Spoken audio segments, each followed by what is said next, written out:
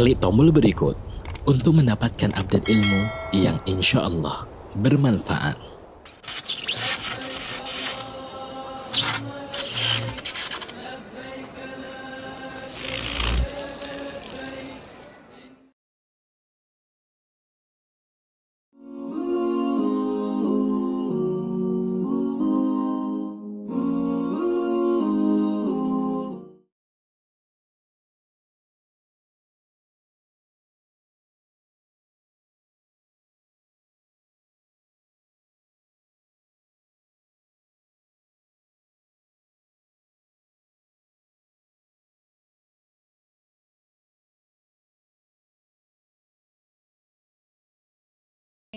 Temanya adalah suami, kelak kau akan digugat istrimu di akhirat.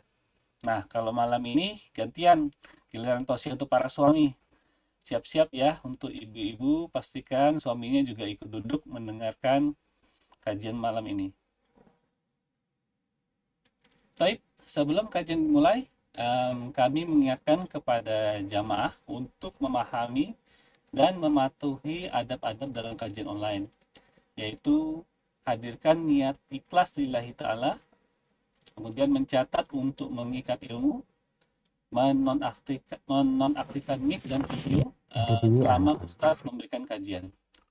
Insya Allah kajian malam ini akan dibagi menjadi 2 sesi, yaitu sesi pertama diisi dengan kajian ilmu, kemudian dilanjutkan dengan sesi tanya jawab. Kami infokan karena keterbatasan waktu, maka untuk semua pertanyaan hanya disampaikan melalui link pertanyaan yang ada di kolom chat. Jadi bagi yang ingin bertanya, silakan klik linknya, kemudian diisi pertanyaannya. Insya Allah akan dibacakan bila cukup waktu. Baik, untuk mempersingkat waktu, kami persilakan kepada Ustaz Syafiq untuk memulai. Tafadhol Maskur Ustaz. Jazakumullah khairan. Assalamualaikum warahmatullahi wabarakatuh. Alhamdulillah, segala puji bagi Allah. Wassalatu wassalamu ala Rasulillah. Salawat dan salam semoga tercurahkan untuk utusan Allah, baginda Nabi kita Muhammad alaihi salatu wassalam, untuk keluarga beliau, untuk istri-istri beliau, untuk putra-putri beliau, dan untuk seluruh sahabat Nabi. Semoga Allah meridhai kita bersama mereka. Amma ba'd, jamaah rahimakumullah. Sejatinya seorang menikah untuk mendapatkan ketentraman dan kedamaian. Dia membangun rumah tangga karena ingin menyempurnakan agama, meraih kebahagiaan.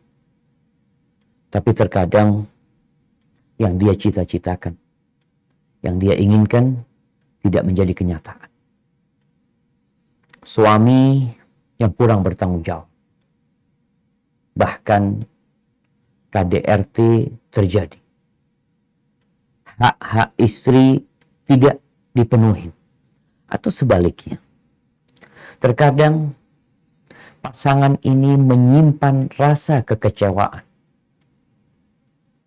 yang mendalam karena kezaliman yang dia dapatkan, yang akhirnya kematian memisahkan, atau keduanya memilih untuk bercerai dalam kehidupan ini.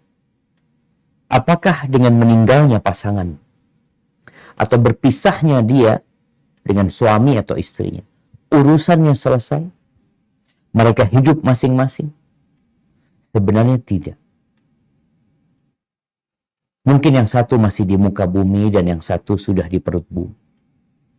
Akan tetapi Allah Azza wa Jalla kelak pada hari kiamat akan menyampaikan hak kepada setiap pemilik. Akan digelar persidangan yang penuh dengan keadilan. Semua diberi kesempatan yang sama untuk menuntut hak-hak dia yang mungkin selama hidup tidak diberikan oleh pasangan hidupnya. Hari ini kita berbicara tentang hak-hak istri, yang sebelumnya kita bicara tentang hak-hak suami. Maka ingat, kelak pada hari kiamat akan digelar persidangan di mana Allah memberikan kesempatan kepada semuanya untuk menuntut hak-hak mereka yang mungkin selama hidup di dunia istri nggak dapatkan hak itu. Ada suami yang otoriter, suami yang galak, suami yang peduli sama hak dia, tapi tidak peduli dengan hak istrinya. Kelak di persidangan itu bukan hanya manusia yang akan mendapatkan haknya, bayangkan, tapi binatang pun kelak akan mendapatkan hak-hak dia. Apa kata Rasul sallallahu alaihi wasallam? La tu'addunna al-huquqa ila ahliha yawm al-qiyamah hatta yuqada lisyatil jalha minasyatil qarna. Sungguh kamu benar-benar akan menunaikan hak-hak kepada yang memilikinya pada hari kiamat. Pada hari kiamat. Mungkin di dunia dalam persidangan ya, kadangkala sang istri gugat cerai suaminya atau sebaliknya. Di persidangan tidak tampak keadilan. Hak-hak istri tidak diberikan. Entah mungkin karena suami memiliki power, memiliki jabatan. Daripada hari kiamat, kalian pasti akan menunaikan hak-hak itu kepada yang memiliki. Sampai-sampai Allah akan tegakkan keadilan di antara binatang. Allah akan berikan hak kepada kambing yang tidak mempunyai tanduk, yang ketika hidup di dunia pernah ditanduk sama kawan. Jamaah rahimakumullah, sebagaimana sudah kita bahas pada pertemuan sebelumnya, bahwa istri memiliki hak yang setara dengan suami. Akan tetapi suami itu memiliki kelebihan. Mungkin kita bisa baca lagi ayat ini di surat Al-Baqarah ayat 228. Naam, tafadhal. Minasyaitonir rajim. Bismillahirrahmanirrahim. Wal mutallaqatu yatawaffawna anfusihinna thalathata qurun ولا يحل لهن أن يكتمن ما خلق الله في أرحامهن ما خلق الله في أرحامهن إن كن يؤمن بالله واليوم الآخر وبعولتهن أحق بردهن في ذلك إن أرادوا إصلاحا ولهن مثل الذي عليهن بالمعروف وللرجال عليهن درجة والله عزيز حكيم. Dan para istri yang diceraikan wajib menahan diri mereka menunggu 3 kali kurun. Mereka tidak boleh menyembunyikan apa yang diciptakan Allah dalam rahim mereka. Jika mereka beriman kepada Allah dan hari akhir, dan para suami mereka lebih berhak kembali kepada mereka dalam masa itu. Jika mereka menghendaki perbaikan dan mereka para perempuan mempunyai hak seimbang dengan kewajibannya menurut cara yang patut. Tetapi para suami mempunyai kelebihan di atas mereka.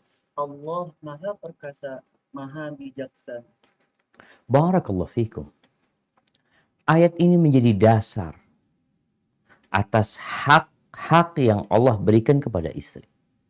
Dalam perceraian pun ternyata ada yang harus dijaga. Para suami memiliki kelebihan. Tapi jangan lupa, engkau punya kewajiban. Yang itu menjadi hak istri-istri. Tidak sedikit suami yang suka menuntut istrinya. Dia ingin istrinya melakukan ini dan itu. Tapi dia lupa tidak memberikan hak istrinya. Sebagaimana yang kita baca juga pada pertemuan sebelumnya. Firman Allah di surat Al-Mutaffifin, "Wailul lil mutaffifin, alladzina idza iktalu 'alan nasi yastawfun, wa idza kaluhum aw wazanuhum yukhsirun." Ada orang-orang yang curang dalam kehidupan ini. Kalau dia beli, dia minta takaran dan timbangannya itu maksimal, bahkan lebih. Tapi kalau dia menjual, dia kurang. Itu banyak. Bagaimana dengan rumah tangga? Inilah yang kita bicarakan. Jangan sampai istrimu kelak menggugatmu pada hari kiamat. Mungkin ketika hidup di dunia, engkau melihat istrimu baik-baik aja. Engkau zalimin, dia diam. Engkau caci maki, dia diam. Hak-haknya tidak diberikan, dia diam, dia ngalah. Mungkin dia merasa butuh sama engkau. Butuh dia sebagai istri. Dia nggak punya pekerjaan. Maka dia terpaksa menuruti keinginan. Itu terjadi. Tapi kelak pada hari kiamat, kalau dia menuntut, maka dia punya hak untuk menuntut. Ahibati fillah, manusia itu pelit dengan haknya. Camkan hal ini. Manusia itu pelit dengan haknya. Oleh karena itu, Allah Jalla Jalaluh berkaitan dengan dosa hamba kepadanya, syarat diterima taubatnya dia itu cukup 3. Meninggalkan, menyesali, bertekad untuk tidak mengulangi. Tapi kalau engkau berbuat kesalahan kepada orang lain, Allah nggak ikut-ikut. Artinya Allah menyerahkan ini kepadamu. Oleh karena itu Nabi SAW mengatakan, "Man kana lahu madlamatun li akhi min irdihi aw syai'." Barang siapa yang memiliki tanggungan kezaliman kepada saudaranya, bentuknya itu entah masalah kehormatan, masalah harta, atau masalah apa aja. Ada hak saudaramu, ada kezaliman yang kau lakukan kepada saudaramu. Kata Nabi SAW, "Falyatahallalhu minhu al-yawm." Maka hari ini hendaklah meminta kehalalan, minta maaf sama mereka. Minta dihalalkan. Kenapa? Sebelum datang hari kiamat. Qabla an la yakuna dinarun wala dirham. Pada hari itu engkau nggak punya uang lagi. Engkau nggak bawa emas, nggak bawa perak. In kana lahu amalun salih. Nih, ini bicara suami istri. Kalau sang suami menzalimi istrinya, istrinya menuntut, istrinya minta, hak aku diberikan. Ketika di dunia seharusnya suami bisa ngasih belanja yang cukup. Dia punya uang untuk itu. Dia bisa memenuhi hak-hak istrinya, tapi dia tidak lakukan. Maka pada hari kiamat, nggak ada lagi uang yang kau miliki. Kekayaanmu, nggak ada. Yang ada amal solehmu. Maka akan diambil dari amal solehnya. Biqadri madlamatih. Yang setara dengan kezaliman yang dia lakukan. Wa illam takun lahu hasanat, gimana kalau orang ini nggak punya kebaikan dia? Apa yang mau diambil? Orang jahat memang. Berbuat baik pun ria. Nggak ada kebaikan dia. Sehingga nggak bisa diambil. Kalau nggak ada amal kebajikan dia. Ukhidha min sayyiati sahibihi fahumila alaih. Maka akan diambilkan dari dosa istrinya, ditimpakan kepada suami. Atau yang semisal itu. Hadits rawahul Bukhari dari kitab sahih. Maka hendaklah para suami memperhatikan hak-hak istrinya. Jangan maumu. Biasanya mungkin ada suami-suami yang hak apa yang dimiliki oleh istri kita? Ada banyak. Yang pertama adalah hak sandang, pangan, papan. Sandang, pangan, papan. Pernah seorang sahabat yang bernama Muawiyah bin Haidah. Dia berkata kepada Rasul SAW, Ya Rasulullah, ma haqqu zaujati ahadina alaihi? Apa hak istri kita atas kita? Kita suami ini gimana sih bersikap kepada istri? Apa hak dia? Maka Rasul sallallahu alaihi wasallam mengatakan antut'imaha idza ta'imta. Engkau wajib memberikan makan kepada dia kalau engkau makan. Berarti kalau ada suami yang bekerja keras pulang nggak dapat apa-apa, istri harus nerima. Nggak bisa dia menggugat suaminya. Suami nggak bawa duit, Ustaz. Padahal suami sudah berusaha. Tapi kalau suami malas-malesan, maka dia akan dihisap nanti, dituntut sama istri. Tapi enggak. Nabi memberikan penjelasan, engkau beri makan kepada dia kalau engkau makan. Wa antaksuha idza tasaita aw iktasabta. Engkau beri pakaian kepada dia kalau engkau ada penghasilan atau kalau engkau beli pakaian.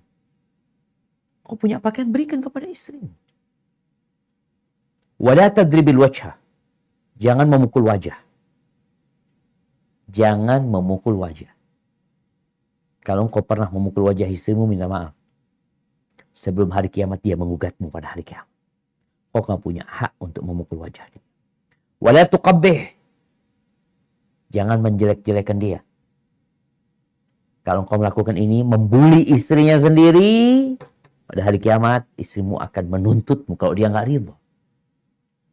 Ingat, ini bicara ketika istri tidak ridho.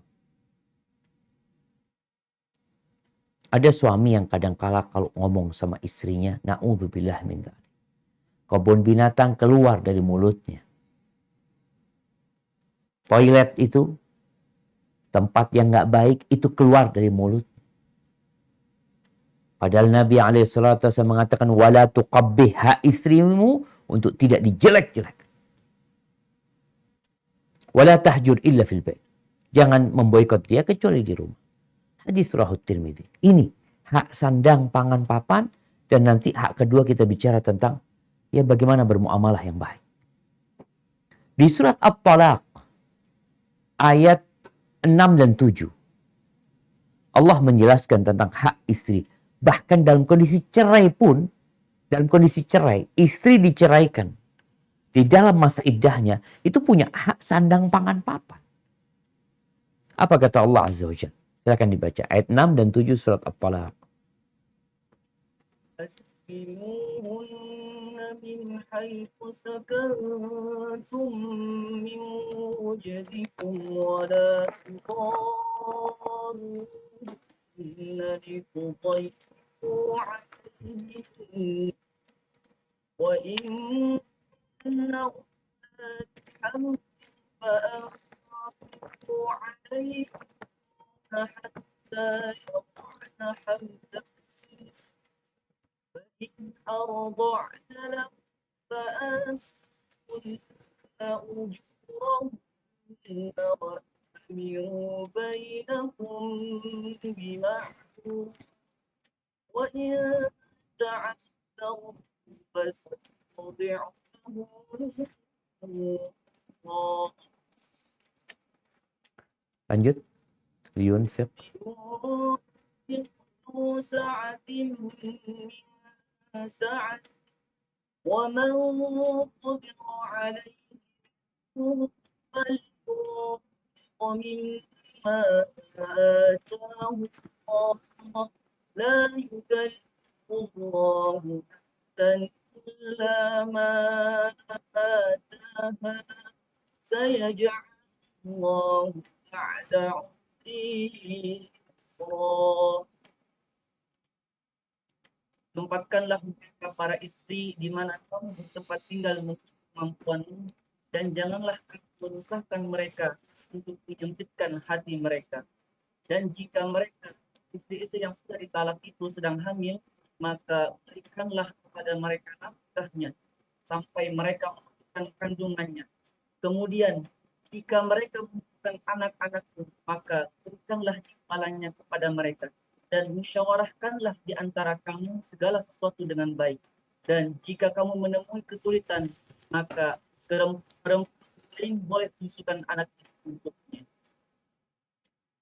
hendaklah orang yang mempunyai keluasan memberi nafkah menurut kemampuannya, dan orang yang terbatas rezekinya hendaklah memberi nafkah dari harta yang diberikan Allah kepadanya.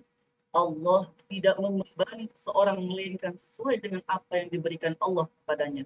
Allah kelak akan memberikan kelapangan setelah kesempitan. Barakallahu fikum. Kita lihat di ayat ini.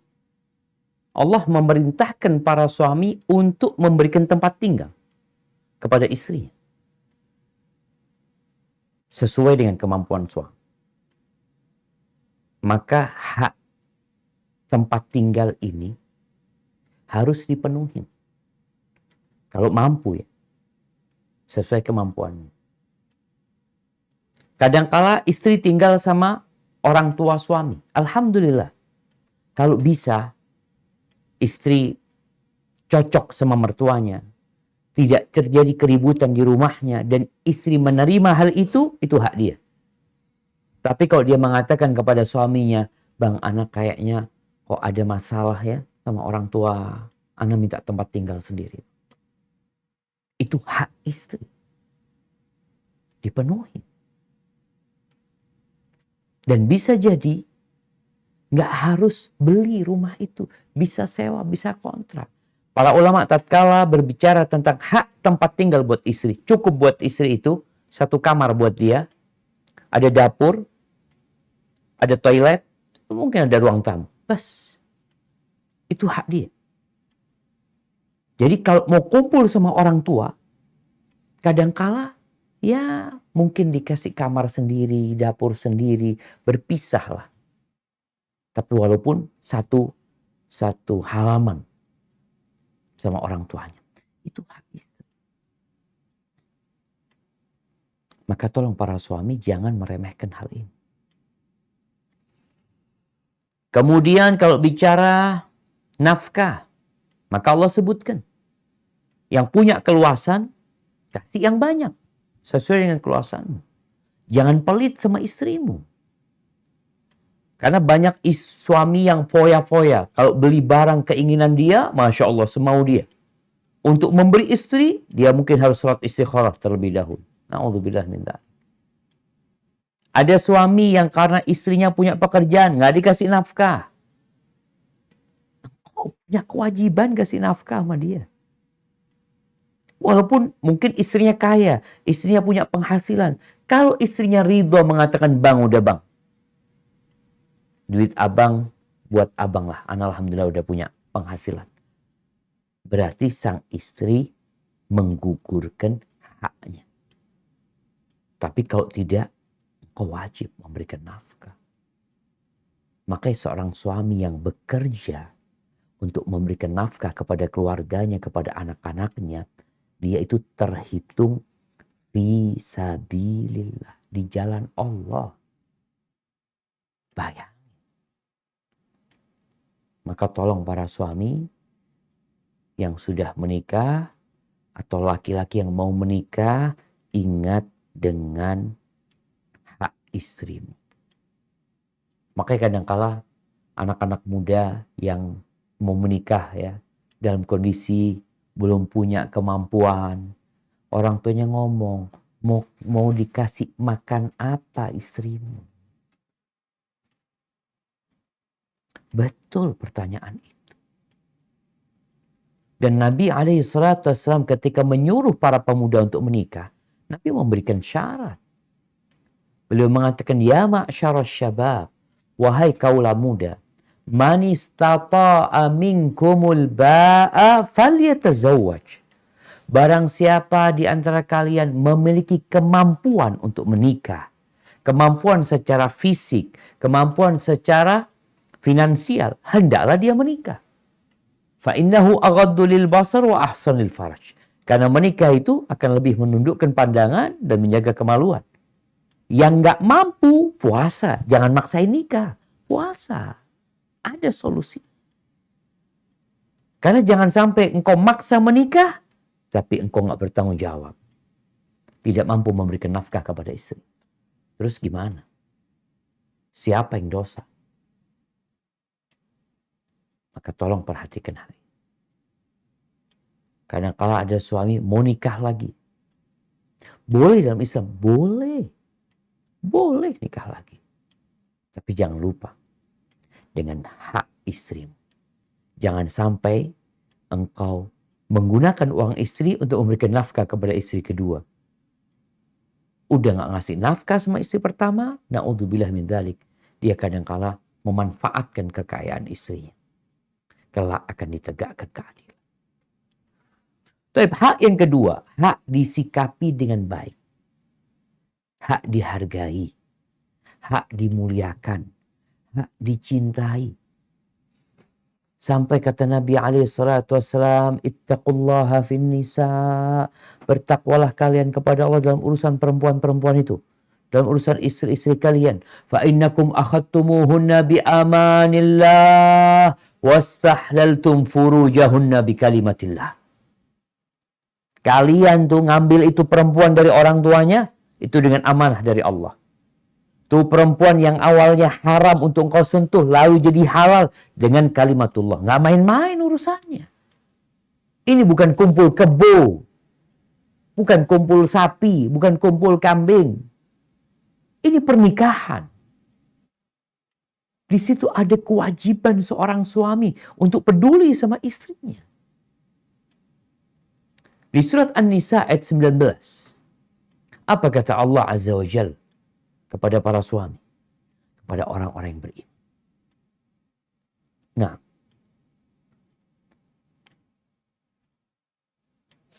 يا أيها الذين آمنوا لا يحل لكم أن ترثوا النساء كرها ولا تعضلوهن لتذهبوا ببعض ما آتيتموهن إلا أن يأتين بفاحشة مبينة وعاشروهن بالمعروف فإن كرهتموهن فعسى أن تكرهوا شيئا ويجعل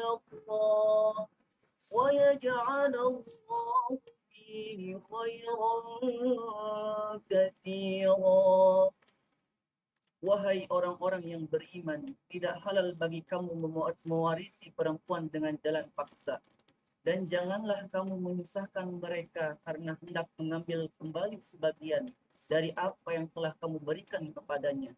Kecuali apabila mereka melakukan perbuatan keji yang nyata dan bergaulah dengan mereka menurut cara yang patut. Jika kamu tidak menyukai mereka, maka bersabarlah, karena boleh jadi kamu tidak menyukai sesuatu, padahal Allah menjadikan kebaikan yang banyak padanya. barakallahu fikum. Ingat, di ayat ini para suami harus berhati-hati dengan harta istri. Nggak halal engkau makan harta istrimu kecuali dengan izinnya. Berkaitan dengan mahar. Ingat, mahar itu haknya istri. Suami ketika memberikan rumah, memberikan emas, perhiasan, memberikan uang kepada istrinya, itu milik istri. Karena terkadang ada suami yang minta lagi, nggak halal. Kecuali sang istri melakukan kemaksiatan, berzina. Maka boleh sang suami menuntut balik tuh uang yang sudah dia berikan dalam proses pernikahan, yakni mahar yang sudah dibayarkan. Tapi kalau nggak boleh. Ini berkaitan urusan dunianya, urusan harta dan kekayaan. Kemudian dalam urusan pergaulan Allah katakan wa'ashiruhunna bil ma'ruf. Pergaulilah istri-istri kalian dengan cara yang baik, ngomong yang baik, bicara yang baik, panggil dengan yang baik. Bagaimana Nabi SAW mengajarkan kepada para sahabatnya. Sampai-sampai beliau mengatakan, khairukum khairukum li ahli. orang yang terbaik di antara kalian adalah yang paling baik sama keluarganya, sama bini-bininya.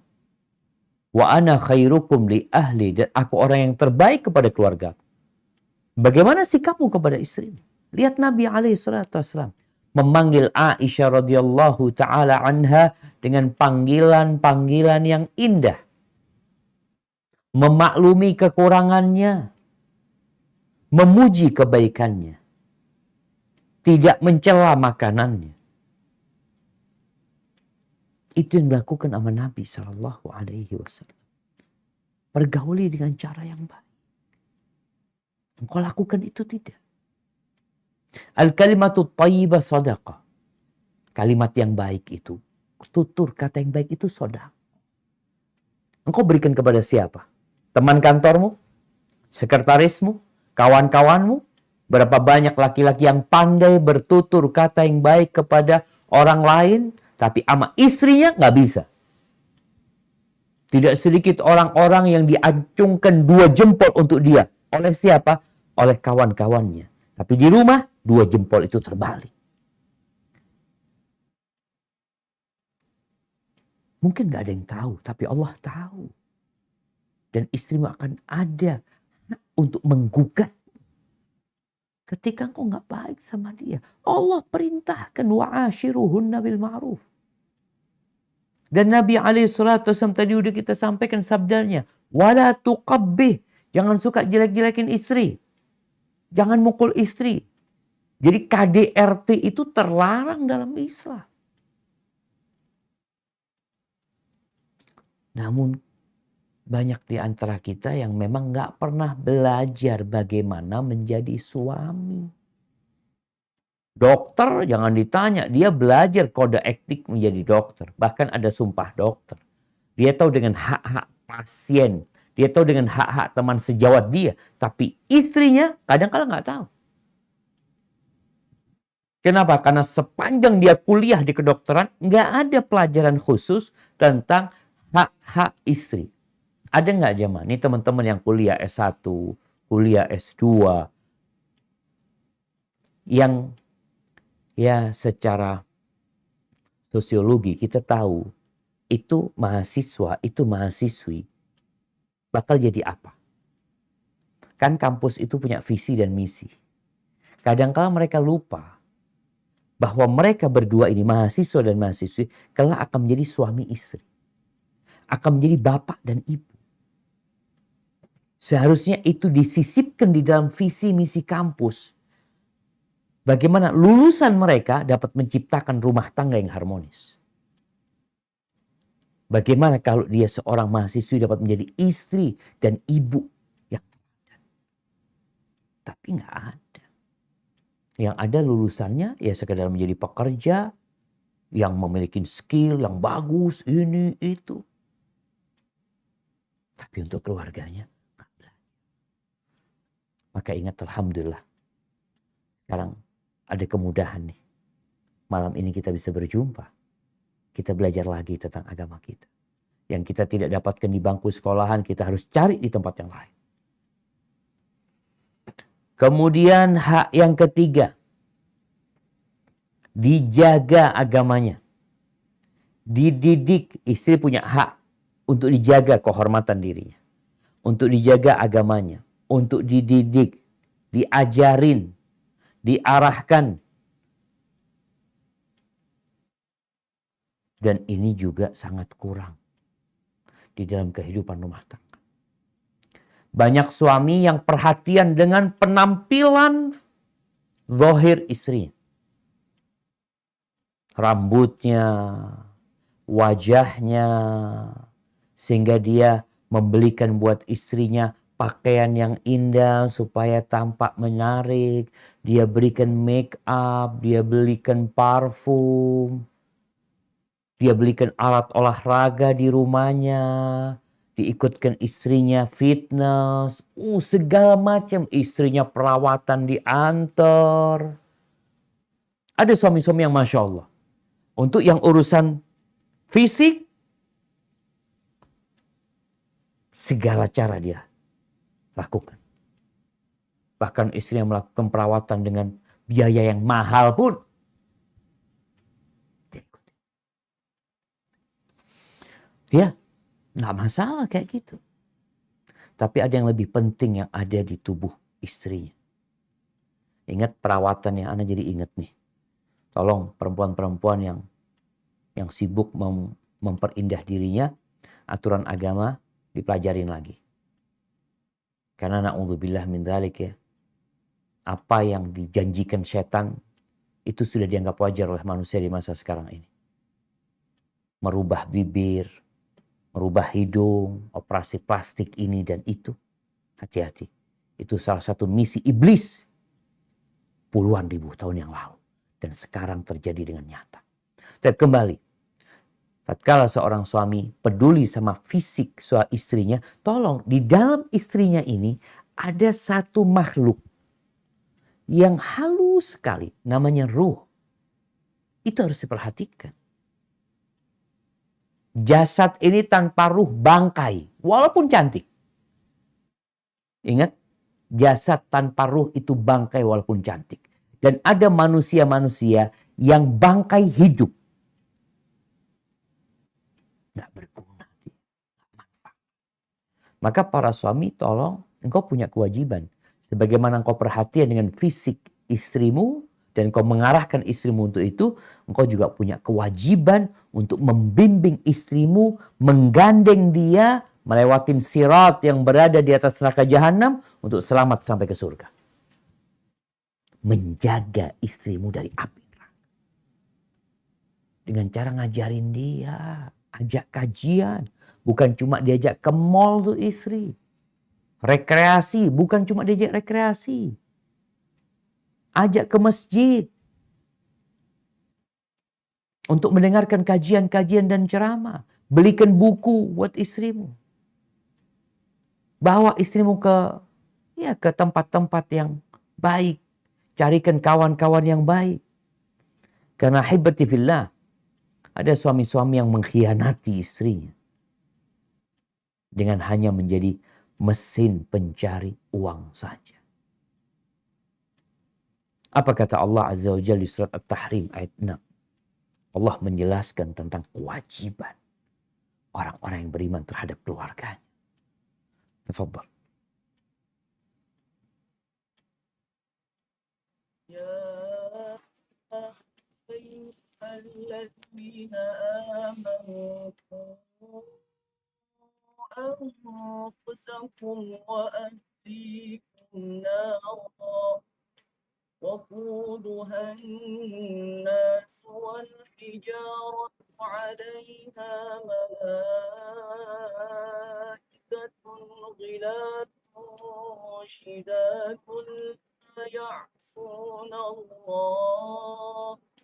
لا يعصون الله ما أمركم ويفعلون ما يؤمرون. Wahai orang-orang yang beriman, peliharalah dirimu dan keluargamu dari api neraka yang bahan bakarnya adalah manusia dan batu. Penjaganya malaikat-malaikat yang kasar dan keras, yang tidak durhaka kepada apa yang Allah perintahkan kepada mereka dan selalu mengerjakan apa yang diperintahkan. Subhanallah. Ini kewajiban para suami, para orang tua. Selamatkan dirimu dan keluargamu dari api neraka. Bagaimana seorang suami kelak pada hari kiamat akan dimintain pertanggungjawaban? Karena tidak menyelamatkan istrinya dari api neraka. Sampai ada seorang tabi'in atau tabi'ut tabi'in yang bernama Amr bin Qais. Dia mengatakan innal mar'ata la tukhasimu zawjaha yawmal qiyamah indallah. Sesungguhnya akan ada wanita atau ada kesempatan bagi wanita untuk menggugat suaminya pada hari kiamat di sisi Allah Azza wa Jal. Fataqul. Lalu perempuan ini mengatakan kepada Allah, innahu kana la yu'addibuni wa la yu'allimuni syai'an. Ya Allah, nih suamiku nggak pernah ngajarin aku, nggak pernah membimbing aku. Kana ya'tini bi khubzis suq. Kerjanya dia hanya bawa roti dari pasar buat aku. Ini zaman dulu. Kerjanya dia cuma cari duit. Itu yang dia kerjakan. Dia belikan baju aku, mobil, rumah, semuanya dia sediakan. Tapi dia nggak pernah ngajarin aku tentang engkau ya Allah. Ingat, itu hak istri. Boleh dia gugat? Ya boleh, dia akan menggugat itu. Maka jangan kemudian suami enak-enak ya. Karena merasa sudah memberikan hak istrinya semua sudah dipenuhin. Ternyata ada kewajiban yang belum kau kerjakan.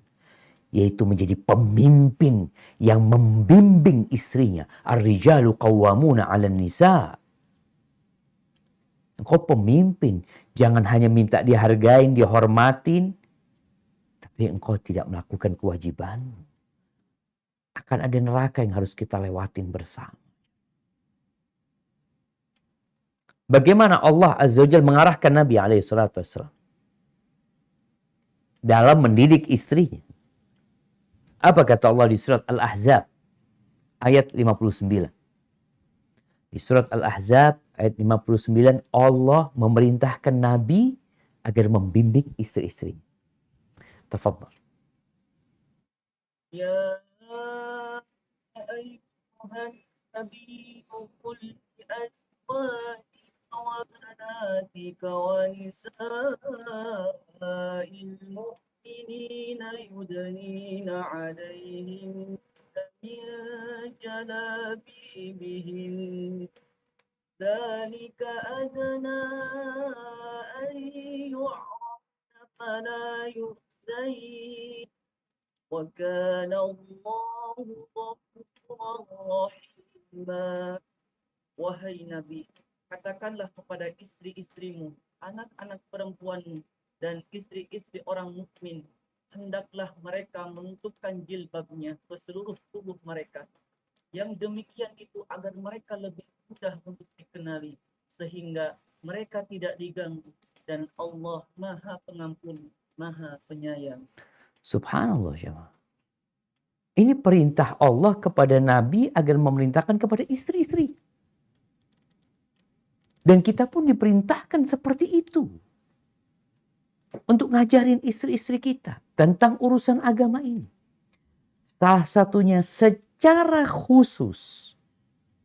Allah menyuruh Nabi agar menyuruh istri-istrinya, putri-putrinya, istri-istri orang-orang beriman agar mengenakan jilbab. Maka para suami, tatkala engkau membiarkan istrimu tidak menutup auratnya, tidak berjilbab, dan engkau tidak peduli dengan urusan itu, maka kelak akan ada api neraka yang menunggu kita. Allah ketika mensyariatkan hal ini, bukan untuk menyusahkan para wanita, tapi untuk menjaga dan memuliakan wanita. Karena ada orang tua yang merasa, wah anak gak pernah nyuruh anak pakai jilbab. Urusan dia. Mau pakai jilbab ya mau dia. Subhanallah, ini Allah nyuruh Nabi agar menyuruh istri-istrinya. Lalu engkau gak mau nyuruh istrimu, gak mau nyuruh putrimu dengan mengatakan, biar dia kalau mau pakai jilbab terserah dia. Allah nyuruh jemaah. Engkau bakal disidang nanti. Akan dituntut. Apa pasal-pasal tuntutannya? Orang sudah sebutkan nih surat Al-Ahzab ayat 59. Maka hibatifillah, tolong para suami belajar. Kalau nggak bisa belajar, ya bawa istrimu untuk belajar, untuk mendengarkan kajian. Jangan menjadi mesin pencari uang aja. Sedangkan istrimu itu tercipta dari dua. Dari ruh dan tanah. Ada yang perlu kau perhatikan di ruh dia. Dengan memberikan ilmu dan pendidikan. Agar dia menjadi seorang hamba Allah. Yang taat dan patuh kepada Sang Pencipta. Yang terakhir, hak ranjang. Jadi kalau istri punya kewajiban bila dipanggil oleh suaminya ke ranjangnya untuk datang. Maka sang suami juga punya kewajiban untuk memuaskan istri. Urusan hak ranjang ini. Rasulullah Shallallahu Alaihi Wasallam mengatakan kepada Abdullah bin Amr bin As, yang dia ini peduli sama hak Allah Azza wa Jal. Dia sholat malam, dia puasa sunnah, nggak berbuka. Istrinya nggak dideketin, nggak disentuh. Padahal istrinya cantik, anak bangsawan. Sampai bapaknya Amr bin As ini laporan sama Nabi SAW. Karena melihat Abdullah bin Amr bin As ini kok kayaknya nggak menyentuh istrinya. Mertuanya Amr bin As selalu tanya sama istrinya, gimana suamimu? Karena dia nggak ingin ribut sama orang tua anak perempuan ini. Jadi cerita, nikmar rajul. Dia orang yang baik. Dia selalu bangun malam dan puasa sunnah. Ya sudah. Kalau malamnya sholat, siangnya puasa, gimana dia akan menyentuh istrinya? Maka dilaporkan sama Nabi SAW. Dipanggil sama Nabi SAW. Dikasih arahan. Engkau puasa 3 hari lah dalam sebulan. Maksa udahlah puasa Daud. Sehari puasa, sehari berbuka. Hatamkan Quran jangan tiap malam. Tiap 7 malam. Nabi menjelaskan. Istrimu itu juga punya hak. Salah satunya hak ranjang. Tujuan pernikahan ini kan untuk menundukkan pandangan salah satunya dan menjaga kemaluan. Ketika hasrat itu tersalurkan, baik dari kalangan laki-laki dan wanita, hidup itu jadi tenang.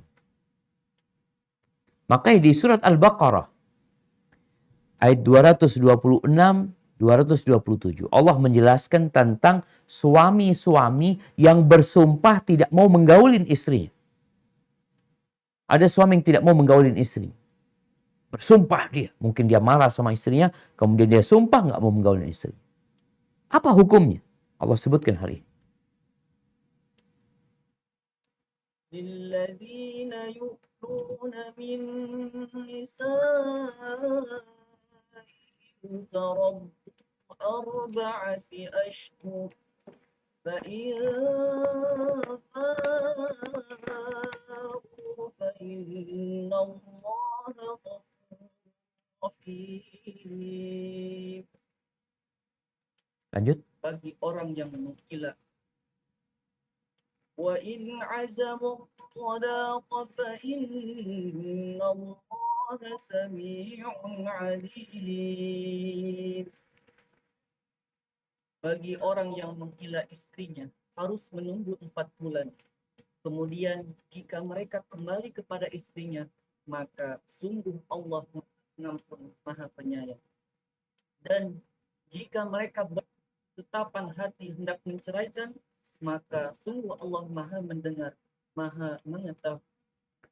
Barakallahu fikum. Ilah yang dimaksud ini sumpah tidak mau menggauli istrinya. Allah kasih waktu 4 bulan. Setelah 4 bulan, engkau ada 2 pilihan. Menggauli istrimu atau engkau menceraikan istrimu. Hanya ada 2 pilihan. Ini berkaitan dengan hak ranjang buat istri. Sehingga para suami, tatkala dia memang, ya ada suami mungkin yang tadi sakit hati sama istrinya, kemudian dia tidak menggauli istrinya, dia berdosa. Kalau perempuan itu dilaknat sampai subuh, ketika dipanggil sama suaminya yang kamu datang, engkau pun akan mendapatkan ganjaran dan balasan atas yang kau kerjakan. Maka Nabi SAW memberikan arahan dalam urusan ranjang ini. Jangan sampai ada suami-suami ya yang hanya memikirkan memuaskan syahwat dia, tapi istrinya belum dapat. Maka hendaklah dia memperhatikan. Karena di situ ada tujuan. Seorang suami yang tidak memenuhi syahwat istrinya, Na'udzubillah, ditakutkan istrinya akan mencari di tempat lain. Udah secara pendidikan agama nggak dikasih, bimbingan ketaatan nggak dapet, nggak digaulin juga. Maka akhirnya sang istri akan cari di tempat lain. Ahibati fillah, itulah beberapa hak yang harus diperhatikan. Taufik Ustaz, Masya Allah. Atas ilmu dan nasihat yang telah sampaikan. Barakallahu fikum Ustaz. Wa fikum wa barakallahu. Baik, izin Anda lanjutkan ke sesi tanya jawab ya Ustaz. Di sini ada Aki Afi yang akan membacakan. Aki Afi, ahlan wa sahlan Aki. Ahlan bik, Masya Allah. Masya Allah. Bagaimana nih tema malam ini luar biasa Aki. Masya Allah, Alhamdulillah. Ini masih lanjutan tema yang bulan lalu nih, Februari. Sorry. Ini ya hak-haknya istri sekarang nih. Yang bulan lalu kan hak-haknya suami. Nah, bulan lalu itu temanya suamimu di surgamu dan nerakamu. Masya Allah. Masya Allah. Sekarang suami kelak kau akan gugat istrimu di akhirat. Masya Allah, lengkap ini. Baik. Barakallahu fikum. Bagaimana Aki? Sudah berapa pertanyaan yang masuk Aki? Allah. Assalamualaikum Ustadz. Waalaikumsalam warahmatullahi wabarakatuh. Ahlan wa sahlan. Kabar Bang Alfi? Masya Allah. Alhamdulillah. Masya Allah, ini udah hampir 90 pertanyaan ya Ustadz yang udah masuk. Masya Allah, sampai tengah malam kayaknya kita nih. Masya Allah. Saya akan coba bacakan pilihan Ustadz. Siap.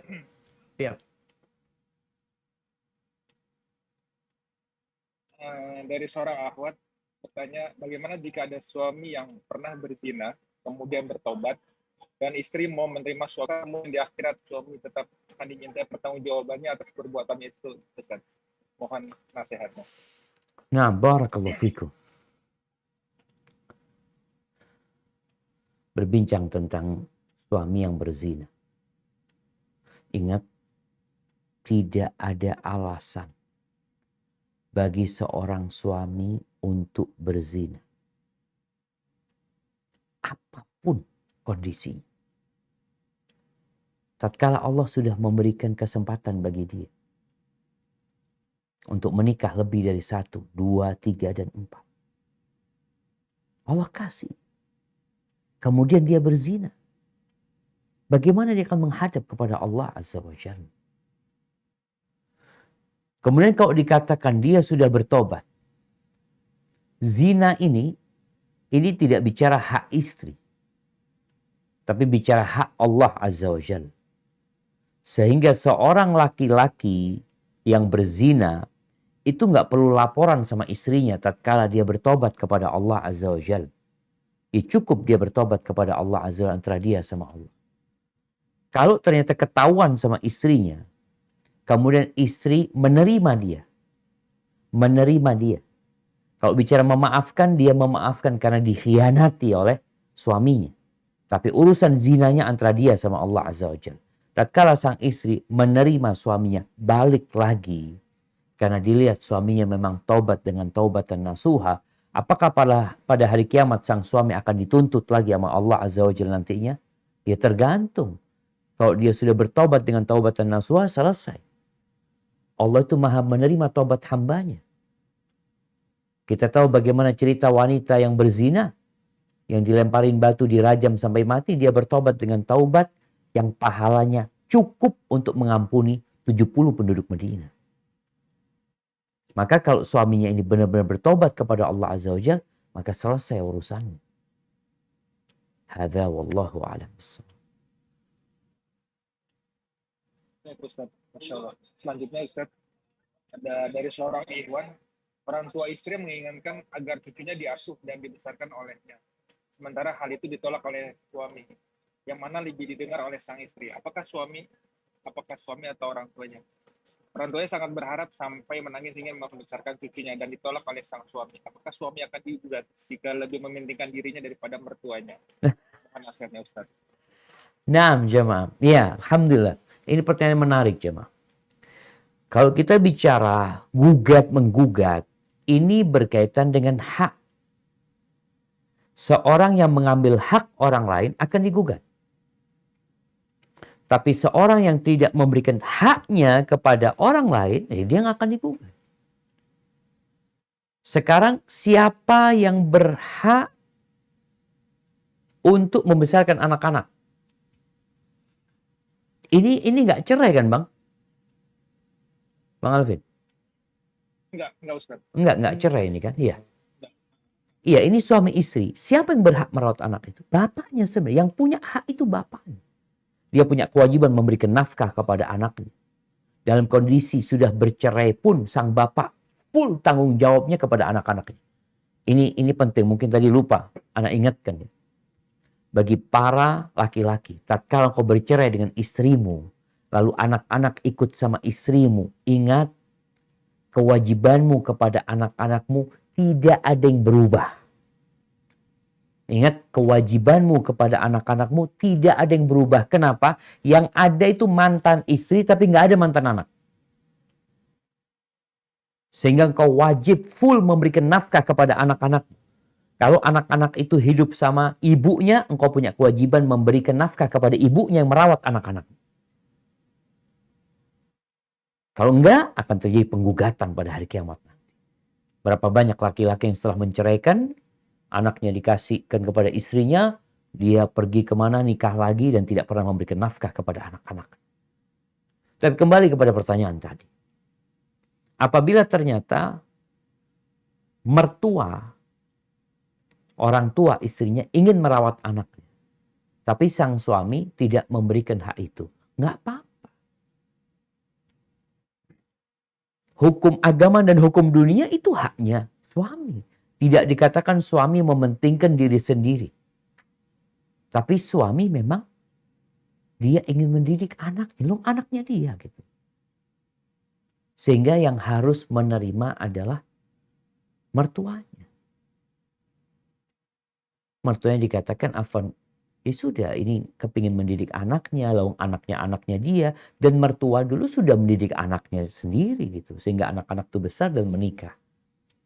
Cuma tinggal bagaimana menjalin komunikasi. Kadang-kadang kan orang tua ini ya udah kesepian.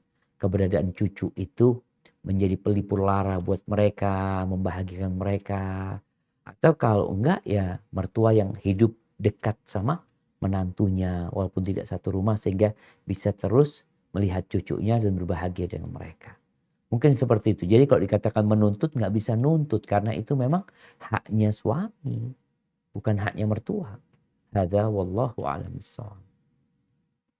Masya Allah Ustaz, mungkin dicari jalan tengahnya Ustaz ya, jadi bisa saling bisa saling memberi kasih sayang Betul juga kayak gitu gitu, antara Bang. mertua sama ayahnya.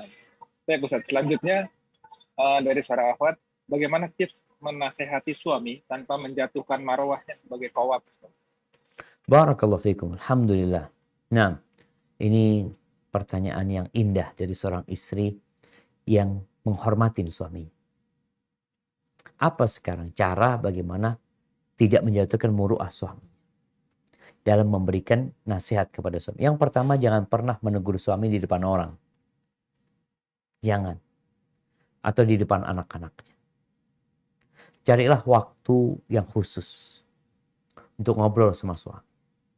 Kadangkala ada suami-suami yang cerdik, yang bijak. Istri tanpa perlu bicara panjang lebar, itu suami udah paham. Dengan isyarat-isyarat ya, suami udah paham. Tapi ada yang enggak. Sehingga engkau perlu waktu khusus duduk sama suami. Baik ketika anak-anak tidur. Atau kalau ternyata belum punya anak. Di waktu-waktu santai. Sambil dipijit suaminya. Minta izin sama suami. Bang, boleh aku nyampaikan sesuatu? Ketika suami merespon, ahlan wa sahlan, kau sampaikan dimulai dengan minta maaf. Aku minta maaf. Aku mungkin gak sempurna ya. Aku ingin kita bisa lebih baik. Pak. Yang aku pelajarin, sekali lagi aku mohon maaf, bukan menggurui. Artinya tetap bagaimana mendudukkan suami sebagai pemimpin. Seperti ini, seperti itu. Atau kalau abang mungkin mau lihat, ini yang ana baca bang. Abang mungkin bisa membandingkannya. Mungkin dengan cara seperti itu. Atau bisa jadi lewat orang lain. Yang memberikan nasihat. Umpamanya suaminya ini dekat sama si A. Sang istri dekat sama istrinya si A. Bagaimana sekarang si A ini bisa memberikan nasihat kepada suami tanpa nasihat umum gitu loh. Memang kadang-kadang suaminya nggak ke masjid ya, bagaimana si A ini bisa ngajakin suaminya ke masjid. Itu bisa menjadi salah satu solusi dalam melaksanakan perintah Allah, wa tawasau bil haq wa tawasau bis sabr. Barakallahu fikum. Nah, Masya Allah Ustaz. Jadi kembali lagi adab yang diutamakan ya Ustaz ya dalam menyampaikan ya. Masya Allah. betul Pak. Nah, selanjutnya Ustaz, dari seorang Ikhwan ini, bagaimana jika suami belum bisa memberikan nafkah karena di PHK karena pandemi Ustaz? Apakah berdosa dan dimintai pertanggungjawabannya di akhirat nanti? Mohon nasihatnya Ustaz. Barakallahu fikum. Naam jamaah rahimakumullah. La yukallifullahu nafsan illa ma ataha. Tadi kita baca tuh firman Allah di surat At-Talaq ayat ke-7. Liyunfiq dhu sa'atin min sa'atih. Hendaklah orang yang dikasih keluasan rizki, dikasih kelapangan rizki, memberikan nafkah sesuai dengan kelapangan rizkinya. Wa man qudira alaihi rizquhu falyunfiq mimma atahu. Barang siapa yang disempitkan penghasilan dia, hendaklah dia memberikan nafkah sesuai dengan kemampuan dia. La yukallifullahu nafsan illa ma ataha. Allah tidak membebani hamba kecuali sesuai dengan apa yang Allah berikan kepada dia. Sayaj'alullah ba'da usrin yusra. Niscaya Allah akan menjadikan kemudahan setelah kesulitan. Kembali kepada suami tadi yang di PHK. Bagaimana kondisi dia? Ya dia sampaikan kepada istrinya. Kalau istrinya menerima, ya udah. Karena istri boleh gugat cerai. Istri boleh gugat cerai tatkala suami tidak memberikan nafkah kepada dia. Ini bicara gugat di dunia ya. Sehingga kalau sang suami tadi, mamanya dia nggak bisa memberikan nafkah, lalu istri mengatakan, bang, kalau gitu bang, kayaknya anak lebih baik berpisah gitu ya. Karena gimana? Suami nggak memberikan nafkah. Dia juga nggak bekerja. Dia mungkin milih balik ke orang tuanya daripada hidup terlantar mamanya. Walaupun tidak dianjurkan bercerai hanya gara-gara hal yang seperti itu. Dan ada istri-istri yang baik. Sang suami minta maaf sama istrinya. Dia tidak bisa memberikan nafkah karena ada alasan. Bukan karena malas. Tapi karena memang di PHK. Kemudian mungkin usahanya bangkrut. Kalau sang istri menerima, selesai urusan. Dia tidak akan digugat. Di masa Nabi SAW, tidak sedikit sahabat yang mungkin hidup dari penghasilan istrinya. Bukan nggak sedikit ya, ada. Seperti contohnya sahabat Nabi Abdullah bin Mas'ud radhiyallahu anhu. Bagaimana kisah istrinya pulang setelah mendengarkan kajian dari Nabi SAW menyampaikan kepada suami, wahai suamiku, aku kayaknya nggak bisa bantuin engkau lagi. Loh kenapa, kata suaminya? Aku kok kepingin sodakoh ya. Selama ini hasil kerjanya dimakan. Sedangkan yang wajib ngasih nafkah kan suami, bukan istri. Ini sekarang hasil kerja istri dimakan sama suami sama anak-anak. Maka akhirnya dia berpikir dia kepingin sodakoh. Apa kata Abdullah bin Mas'ud radhiyallahu anhu kepada istrinya? Allah tidak akan melantarkan kita. Yakin nih sahabat. Bahwa rizki itu sudah ditetapkan 50.000 tahun sebelum diciptakannya langit dan bumi. Kalau istri tidak memberikan penghasilannya untuk dimakan, sang suami yakin Allah tidak akan melantarkan. Selama masih ada nyawa di tubuh kita akan ada rizki kita. Tapi kata suaminya, coba engkau tanyakan kepada Rasulullah SAW. Gimana kondisimu ini? Hasil kerjanya dimakan sama keluarga. Kemudian gak bisa sodako. Sedangkan perempuan ini agar gak masuk neraka, disuruh banyak sodako sama Nabi SAW. Akhirnya bertanyalah dia kepada Nabi SAW. Dan jawaban Nabi SAW yang engkau berikan kepada suamimu itu sodako. Jadi gak perlu mikir sodako ke tempat lain. Sodako sama suami dan anak-anak sendiri. Karena itu bukan kewajiban istri memberikan nafkah. Sehingga jadi sodakoh nilainya. Maka para suami tadi yang dikatakan dia di PHK, maka dia minta keridhaan istrinya. Kalau istrinya ridha dan mungkin makan dari penghasilan istrinya, semoga itu jadi makanan yang halalan thayyiban dan diberkahi oleh Allah Jalla Jalaluhu. Dan istri mendapatkan pahala sedekah. Hadza wallahu a'lam bissawab. Kalau Ustaz, intinya komunikasi Ustaz ya, insya Allah. Nah, Kalau sudah ridho dan ikhlas, insya Allah nggak dituntut nanti ya. insya Allah, Pak. Dan insya Allah malah membuka pintu rezeki lainnya Ustaz ya. Subhanallah. Betul. Masya Allah. Baik, selanjutnya Ustaz, apa yang harus dilakukan istri jika ibu mertua menuntut banyak materi dari suami, sementara suami belum memenuhi kewajiban nafkah kepada istrinya? Mohon nasihatnya Ustaz. Nah, barakallahu fiik. Ya, ini bicara tentang seorang suami di antara istri dan orang tuanya. Maka ingat para suami, jangan sampai engkau berbuat baik kepada satu pihak tapi menzalimin yang lainnya. Kewajiban seorang anak berbakti kepada orang tuanya tidak diragukan lagi. Tapi kewajiban suami memenuhi hak-hak istrinya juga sesuatu yang tidak perlu diperdebatkan.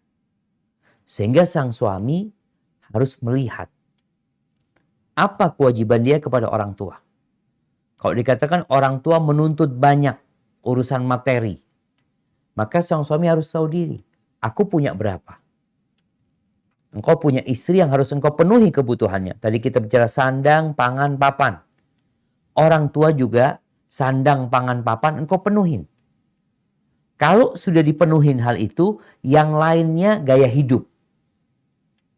Kalau tidak dipenuhi karena nggak mampu, nggak apa-apa. Oh, ibu mamanya kepingin ini, kepingin itu. Katakan minta maaf ibu, aku nggak punya.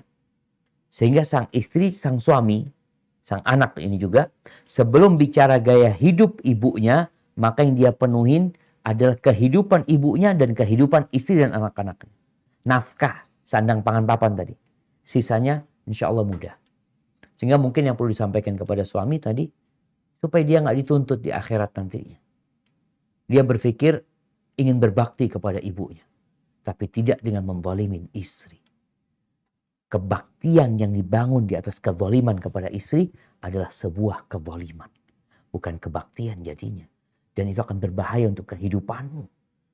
Engkau mungkin berpikir doanya orang mustajab. Iya, doanya orang tua mustajab. Tapi doanya orang yang dizalimi juga mustajab. Bagaimana sekarang engkau melakukan kebaktian dengan melakukan kezaliman? Jadi bukan kebaktian yang terjadi. Yang ada kezaliman. Mungkin yang perlu disampaikan kepada suami tadi, untuk duduk melihat mana yang kebutuhan dan mana yang gaya hidup. Penuhi kebutuhan dua keluarga ini. Dia punya tanggung jawab sama orang tuanya. Dia punya tanggung jawab sama istrinya. Tapi kalau untuk gaya hidup, nanti ketika ada kelebihan, baru bisa berbagi lagi sama orang tuanya. Hadza wallahu a'lam bissawab. Ini Masya Allah, antara birri walidain sama tanggung jawab terhadap istri dan anak-anak Ustaz ya. Masya Allah. Subhanallah. Baik. Anda lanjutkan Ustaz. Siap. Ada seorang akhwat didekati seorang ikhwan, tetapi ikhwan yang berpahaman bahwa hijab, saum, sunnah-sunnah seperti sholat di masjid buat ikhwan, hafalan surah dan lain itu tidak penting, hanya sekedar sunnah saja dan ibadah yang dilakukan Nabi, ya Nabi saja. Apakah ikhwan seperti ini bisa dijadikan contoh dan dijadikan imam Ustaz? Mohon nasihatnya. Barakallahu fikum. Kalau bicara apakah ikhwan seperti itu bisa dijadikan imam? Nggak bisa. Gimana menjadikan imam? Sedangkan dia tidak menjadikan Nabi sebagai imamnya. Sallallahu alaihi wasallam. Maka carilah imam yang berimam kepada Nabi alaihi salatu wassalam. Kalau bicara ada ikhwan mungkin yang sholatnya alhamdulillah 5 waktu. Tapi dia belum mengamalkan yang sunnah Ustaz. Tapi dia alhamdulillah melaksanakan yang wajib, meninggalkan yang haram. Ini udah jadi imam insya Allah bisa. Karena dia bukan mengatakan yang sunnah itu nggak penting, tapi dia belum mengamalkan. Namun kalau sudah bicara pemikiran, dia berpikiran bahwa ini nggak penting. Subhanallah. Kenapa dikatakan tidak penting? Bukankah ini yang akan dapat meraih cinta Allah Azza wa Jalla? Yang kata Allah Jalla Jalaluhu dalam hadis Qudsi, "Wa ma yazalu 'abdi yataqarrabu ilayya bin nawafil hatta uhibbah." di mana hambaku terus mendekatkan dirinya kepadaku dengan yang sunnah-sunnah sampai aku mencintainya. Kalau dikatakan tidak penting. Ini kalau bicara yang hukumnya anjuran, tapi ada yang wajib-wajib. Dikatakan jilbab mungkin nggak penting. Subhanallah. Gimana tidak penting? Sedangkan Allah nyuruh nabinya untuk menyuruh istri-istrinya mengenakan jilbab. Maka tolong, alhamdulillah buat para wanita ya. Jangan akhirnya tatkala engkau lama menunggu pasangan, engkau terima apa aja yang datang. Karena engkau ingin berbahagia di dunia dan di akhirat. Bukan hanya ingin berstatus istri. Apa gunanya engkau berstatus istri? Tapi rumah tanggamu tidak ada kedamaian. Tidak ada cinta dan kasih sayang. Maka standar minimal seorang imam buat seorang istri. Melaksanakan kewajiban, meninggalkan yang haram. Terus berakhlak mulia. Itu standar minimal. Yang lainnya itu ya bisa menjadi pelengkap dan penyempurna nantinya. Hadza wallahu a'lam bishawab. Jazakallah khair Ustaz. Izin masih bisa lanjutkan pertanyaan Ustaz? Tafadhal Bang. Baik. Dari seorang akhwat bertanya Ustaz, apakah benar kisah Asia, istri Fir'aun bisa terjadi berulang di zaman ini pada umat Nabi Muhammad? Jika benar jodoh adalah cerminan diri, lalu bagaimana dengan kisah Asia yang wanita penghuni surga tapi bersuami ahli neraka? Mohon nasihatnya Ustaz. Barakallahu fikum. Naam, ahibati fillah. Sejatinya orang kalau mau menikah itu kan disuruh memilih. Jadi at-tayyibatu lit-tayyibin wat-tayyibuna lit-tayyibah. Perempuan-perempuan yang baik itu untuk laki-laki yang baik. Dan sebaliknya, laki-laki yang baik untuk perempuan yang baik-baik. Yang buruk untuk yang buruk. Para ulama menjelaskan tentang ayat ini. Ayat ini bisa berarti perintah agar orang baik memilih orang baik.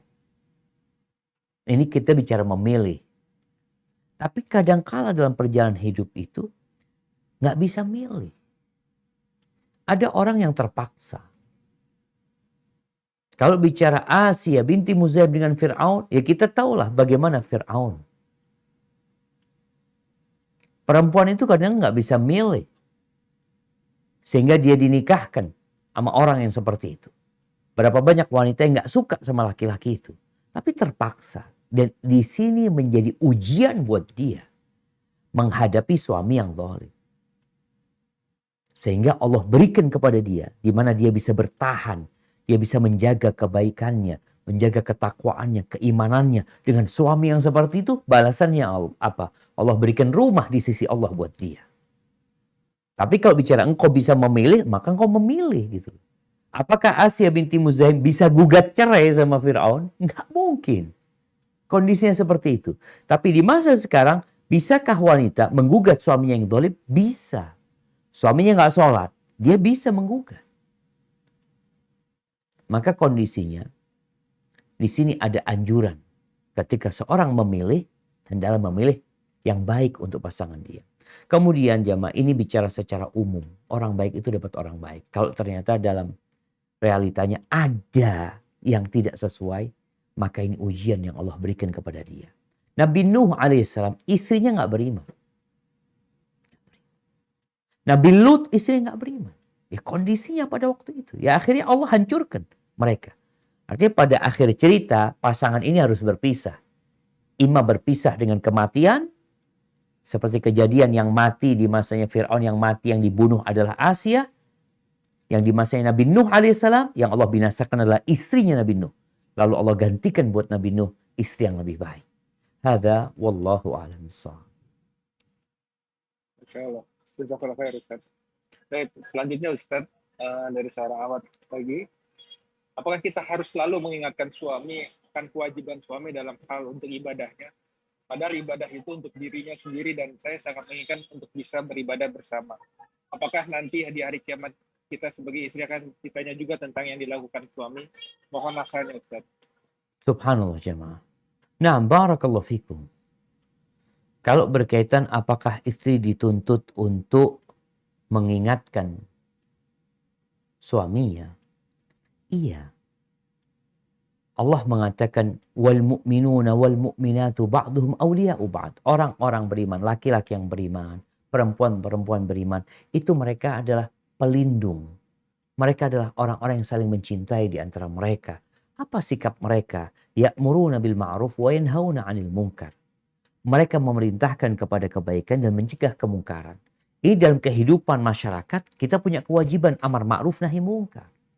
Bagaimana dengan kehidupan rumah tangga? Istri tahu suaminya melakukan kemaksiatan atau malas beribadah. Apa dibiarin? Ya nggak boleh dia biarkan. Di malam hari, kemudian dia sholat. Selesai sholat dia bangunkan istrinya. Kalau istri nggak mau bangun, dia cipratkan air di wajah istrinya. Kemudian istrinya sholat. Wa rahimallahu mra'atan.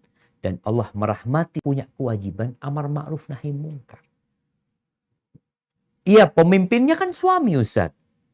Seorang anak buah kalau melihat pemimpinnya berbuat dosa, apakah boleh dia diam? Nggak boleh. Dia punya kewajiban memberitahu, menegur, mengingatkan, tapi dengan cara yang baik ya. Jadi seorang istri mendoakan suaminya, ngobrol sama suaminya, memotivasi suaminya, menguatkan keimanan suaminya, ngajak suaminya ziarah kubur, bagaimana suaminya jadi lebih baik. Hada wallahu a'lam bissawab. Jazakallahu khair, Ustaz. Selanjutnya Ustaz, karena seorang istri yang diceraikan suami begitu saja tanpa ditemui dan diberi nafkah bahkan sampai masa iddah pun. Apakah kelak di akhirat si suami juga akan dituntut perkara hak-hak istri tersebut, Ustaz? Mohon nasihat. Barakallahu fikum. Haibati fillah. Allah nanti akan menunaikan hak-hak manusia kepada pemiliknya. Sampai kita bicara binatang tadi pun. Yang kita tahu binatang ini ya kehidupan binatang. Kambing itu yang bertanduk, kadang-kadang nanduk yang nggak bertanduk, itu kehidupan mereka. Itu pun Allah akan tegakkan keadilan buat mereka. Bagaimana dengan seorang suami yang menceraikan istrinya, tidak memberikan nafkah kepada istrinya? Apalagi kadang punya anak, anaknya nggak diurusin. Mungkinkah dituntut? Sangat mungkin sekali. Allah akan tegakkan keadilan. Mungkin suami pergi, dia punya kehidupan yang lain. Tapi ingat, Allah tidak akan pernah lupa. Mungkin manusia lupa. Ahsahullah wa nasu. Allah mencatat semuanya dengan teliti. Tapi manusia melupakan. Sehingga tatkala dibangkitkan pada hari kiamat, ada orang-orang yang bangkrut jemaah. Bisa jadi suami bangkrut, pahalanya diborong sama istrinya. Bisa jadi seperti itu. Maka buat para istri, tetaplah engkau berlapang dada. Ketika engkau tidak mendapatkan hakmu sekarang di dunia, akan ada suatu hari engkau mendapatkan hak. Hadza wallahu a'lam bissawab. Tapi kalau untuk case tadi, bila si istri ternyata memaafkan, apakah akan masih dituntut si sang suami itu? Ya, kalau bicara, jadi begini, ada dua hal. Yang berkaitan pertama, ada hak orang, ada dosa kepada Allah Azza wa Jalla. Ketika sang istri tidak menuntut, ini yang berkaitan dengan haknya istri. Tapi kezaliman yang dia lakukan kepada Allah Azza wa Jalla, kalau dia nggak bertobat, maka tetap akan ada hubungannya. Akan ada persidangan buat dia. Jadi syarat bertobat itu kita tadi bicarakan 3+1. Kalau dosa itu sama Allah, engkau punya 3 yang harus engkau lakukan. Yaitu menyesali. Bertekad untuk tidak mengulangi dan meninggalkan perbuatan dosa itu. Kemudian yang berkaitan dengan orang lain, disinilah butuh maaf dari orang itu. Kalau dimaafkan sama orang itu, tapi ini orang nggak menyesal, ini orang tidak meninggalkan dosa itu, dan tidak bertekad untuk, dia biasa-biasa aja. Berarti akan tetap dia mendapatkan hukuman nantinya kalau Allah tidak mengampuni dia. Jadi seperti itu, Bang. Baik, Masya Allah. Tunggu hadir ya. Masya Allah. Bang, bisa dipahami nggak? Nah. Iya, artinya kan kalau dia tetap harus bertobat kepada Allah gitu. Walaupun istri yang memaafkan, dia ada dosa sama Allah gitu. Ya, dalam hal ini justru maksudnya Islam sungguh adil ya dalam hubungannya dengan Allah dan hubungannya dengan manusia jangan benar-benar diatur ya. Subhanallah. Masya Allah. Naam, Bang. Barakallahu Baik fiik. Ustaz. Selanjutnya Ustaz, adakah perbuatan suami kepada istri yang dianggap remeh bagi sebagian suami tapi malah bisa menyebabkannya masuk ke neraka Ustaz? Naam jamaah. Kalau bicara yang dianggap remeh, ya tadi yang kita bicarakan tentang hak-hak istri. Khususnya nih, ini hal yang dianggap remeh adalah memaki istri, membuli istri. Karena nanti pada hari kiamat, bayangkan kalau istri ini dibuli, dicaci maki oleh suami, mungkin suami merasa aman buat dia. Kelak pada hari kiamat, ketika Rasulullah SAW menyebutkan tentang orang yang bangkrut, salah satu dosa dia adalah waqad syatama hada. Dia pernah mencaci maki fulan. Mungkin mencaci fulan sekali, tapi istri kadang berulang kali dicaci maki, dihina, bertahun-tahun dan sabar istri. Maka berkaitan dengan kata-kata ingat yang paling banyak memasukkan ke neraka kata Nabi SAW itu adalah lisan dan yang di bawah perut kita. Maka barang siapa yang menjamin yang ada di antara dua rahangnya dan menjamin untukku yang berada di antara dua pahanya, maka aku jaminkan surga buat dia. Hadza wallahu a'lam bissawab. Jazakallah khair Ustaz. Baik Ustaz, selanjutnya apa hukum menceraikan istri karena istri belum siap suami berpoligami? Mohon nasihatnya. Nah, barakallahu fikum. Iya jemaah, kalau sang suami mau menceraikan istrinya, kadang-kala kan istri nggak mau dipoligami. Suami mau poligami. Kemudian suami ingin menceraikan istrinya yang tidak mau, nggak ada masalah. Boleh buat dia. Bahkan kadang-kala suami ini mendapati istri sudah tidak dapat melayani dia dengan baik umpamanya. Kemudian sang suami mau menceraikan istrinya. Maka boleh dia lakukan itu. Namun tidak bermudah-mudahan menceraikan. Masih ada proses yang harus dilaluin ya. Sampai dalam keributan pun Allah tidak menganjurkan untuk langsung berpisah. Allah menganjurkan untuk mengirim utusan dari pihak suami, utusan dari pihak istri untuk bermediasi. Mungkin mereka ketemu titik tengahnya nantinya. Jadi kalau bicara boleh aja ketika suami mau nikah lagi tapi dihalang-halangi sama istrinya umpamanya. Sedangkan dia merasa itu sudah kebutuhan dia. Tapi jangan bermudah-mudahan untuk menceraikan istri. Mungkin bisa menjalin komunikasi yang baik. Tapi kalau nggak mungkin Ustaz, ya mau gimana lagi?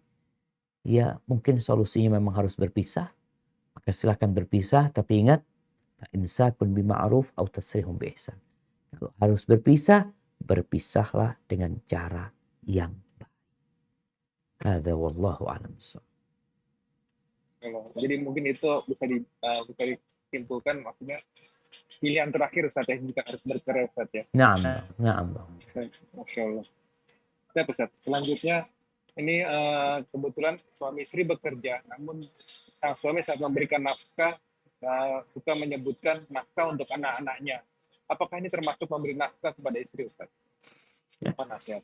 Maksudnya dia nggak ngasih sama istrinya Bang? Dia nitip ke istrinya, ini untuk anak-anaknya gitu. Dia nggak ada. Dia nggak dikasih nafkah mas suami.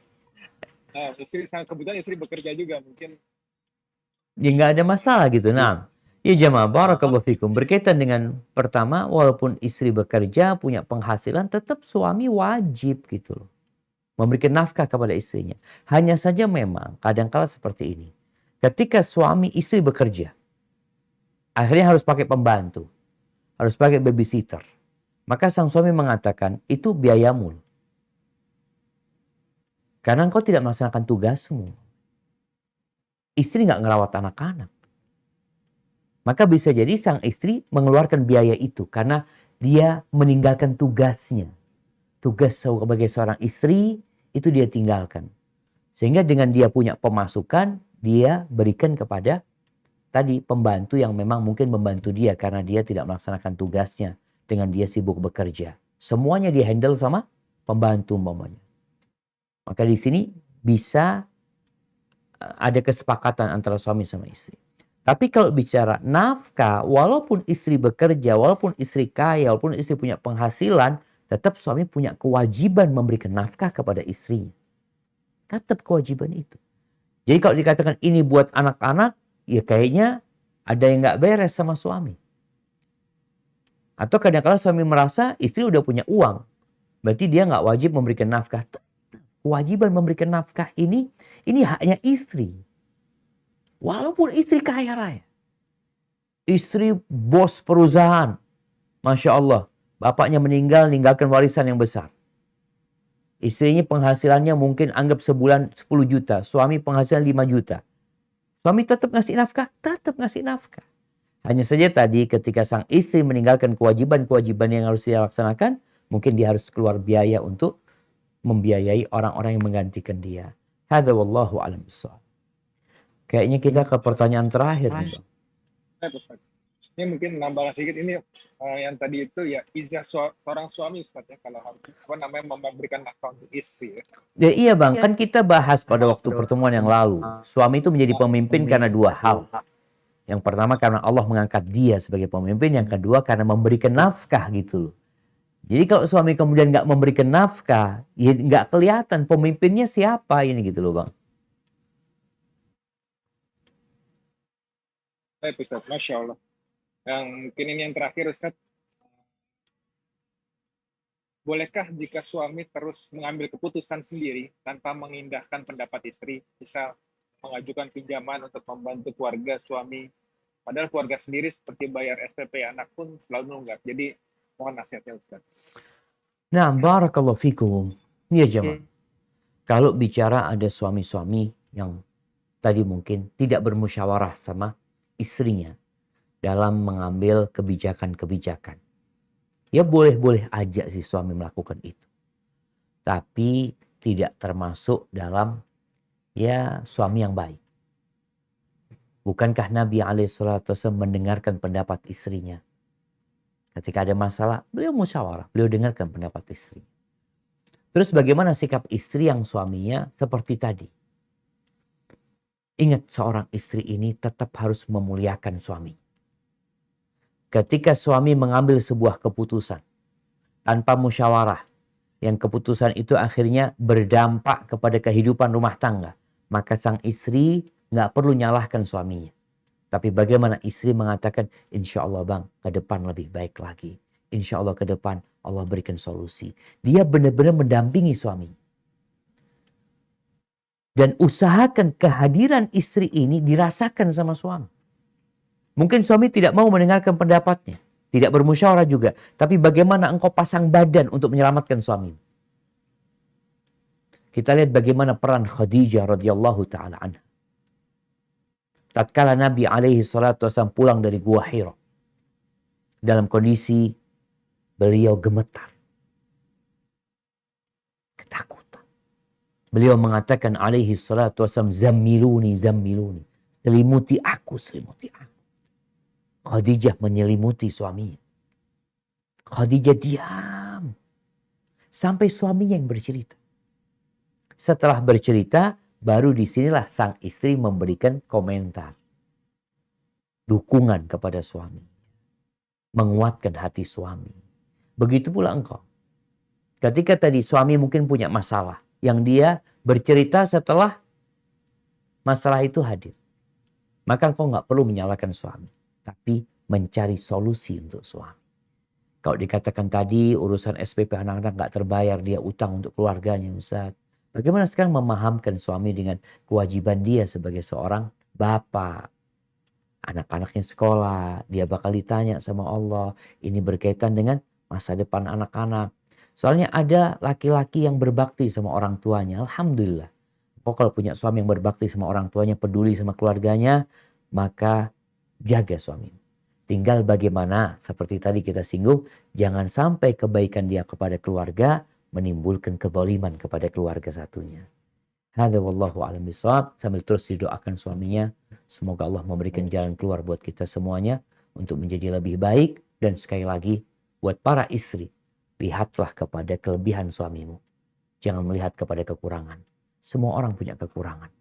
Dengan engkau melihat kepada kelebihannya, Masya Allah, insya Allah engkau akan bersyukur kepada Allah. Kurangnya gimana Ustaz? Dilengkapin kurang. Dan Allah Maha Kuasa atas segala sesuatu. Itu yang bisa Anda sampaikan. Kurang lebihnya mohon maaf. Anda kembalikan. Jazakumullah khair. Jazakallah khair Ustaz.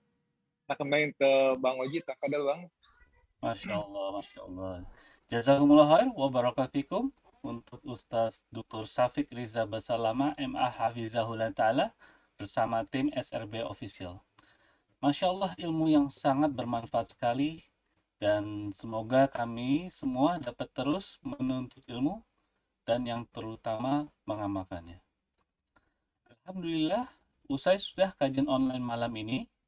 Semoga Allah Azza wa Jalla senantiasa memberikan hidayahnya kepada kita, melindungi kita dari fitnah dunia, dan selalu istiqomah dalam menuntut ilmu.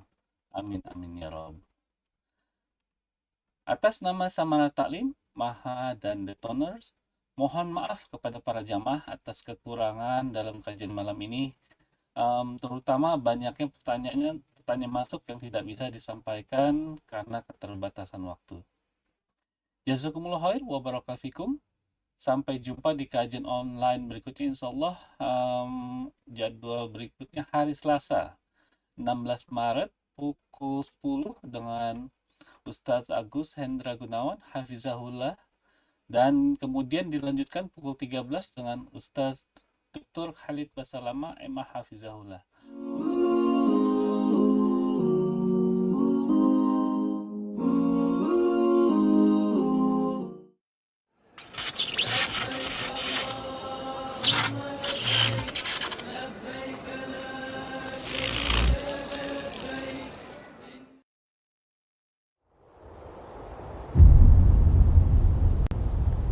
Klik tombol berikut untuk mendapatkan update ilmu